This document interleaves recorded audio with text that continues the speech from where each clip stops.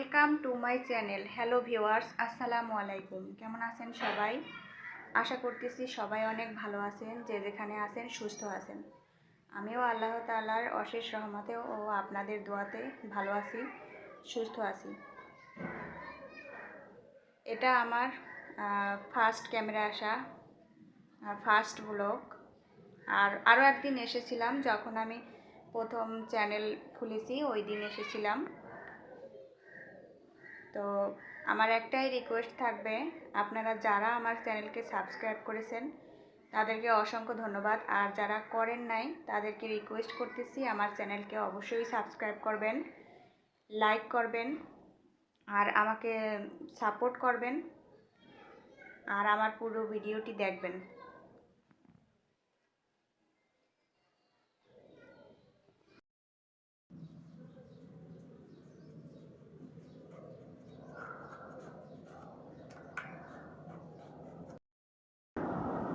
এখন দুপুর হয়ে গেছে, ভিডিওটি শুরু করছি দুপুর থেকে। আমি চুলাতে ভাত বসাইয়া দিছি, আর আজকে হলো পাবদা মাছ দিয়ে পটল আলু রান্না করব। তার জন্য আমি মাছগুলোকে ফ্রিজ থেকে নামাইয়া ভিজিয়ে রেখেছি বরফ ছাড়ার জন্য। আর এইখানে হলো আমি তরকারি কাটতেছি।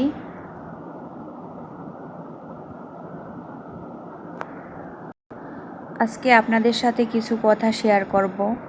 আসলে কি এক নামে তিনজন থাকলে যা হয়।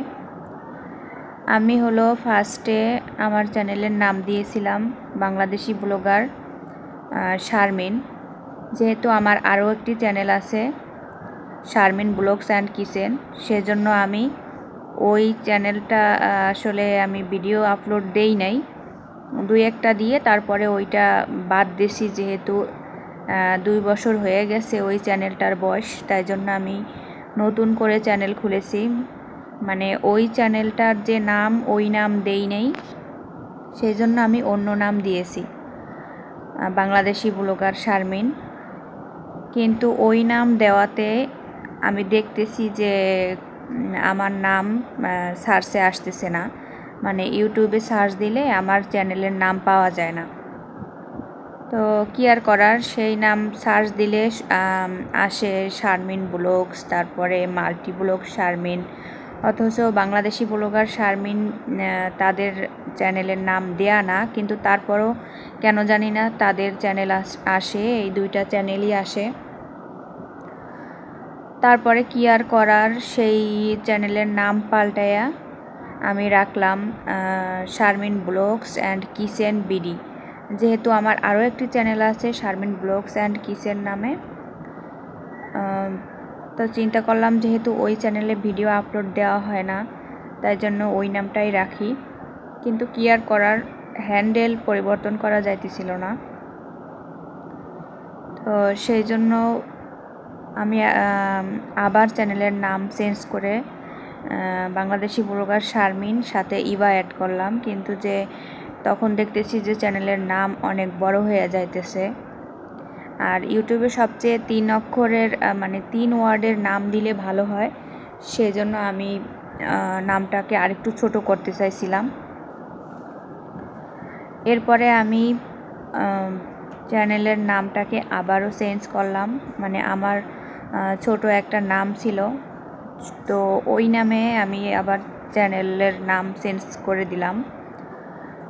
তো আমার যেহেতু ভোটার আইডি কার্ডে শারমিন দেওয়া, আমার স্কুল মাদ্রাসায় সার্টিফিকেটে সব কিছুতেই শারমিন দেওয়া, সেই জন্য আমি ওই ইভা নাম ইউজ করতে চাইছিলাম না।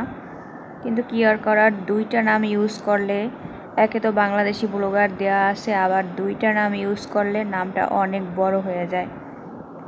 তো সেই জন্য আমি আর ওই নামটা বড় হয় এবং দেখাও যাচ্ছিল না, মানে এক লাইনে দেখা যাচ্ছিল না, অবশ্য 2 লাইন হয়ে যায়।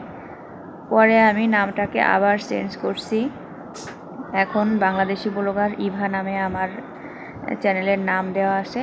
আমার নাম শারমিন আক্তার ইভা। আর এই তো কথা বলতে বলতে তরকারি কাটা হয়ে গেল। এখন আমি পেঁয়াজ রসুন কুচিয়ে নিয়েছি রান্না করার জন্য, আর এই যে মাছগুলোকে কেটে নিয়েছি, মাছের পেটে ডিম হয়েছে। এখন আমি মশলাগুলোকে কষায় নিতেছি।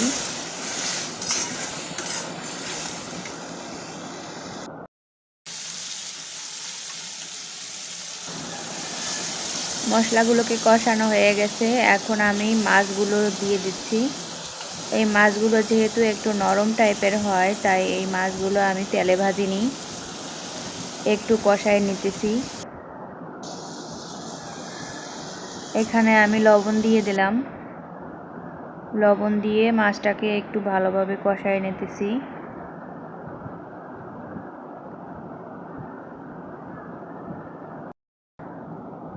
এখানে আমি জাস্ট অল্প একটু সময় কষায় নেব, কারণ মাছগুলো বেশি কষালে ভেঙে যায়। আমার কষানো হয়ে গেছে।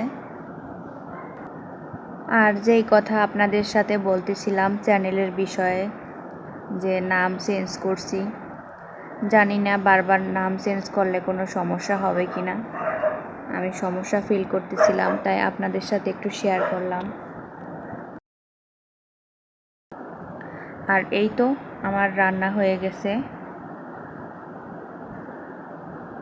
ধন্যবাদ সবাইকে ভিডিওটি দেখার জন্য। সবাই আমার চ্যানেলকে সাবস্ক্রাইব করবেন আর ভিডিওতে লাইক দিবেন, ভিডিওটি শেয়ার করে দিবেন। ভালো থাকবেন সবাই। আল্লাহ হাফেজ।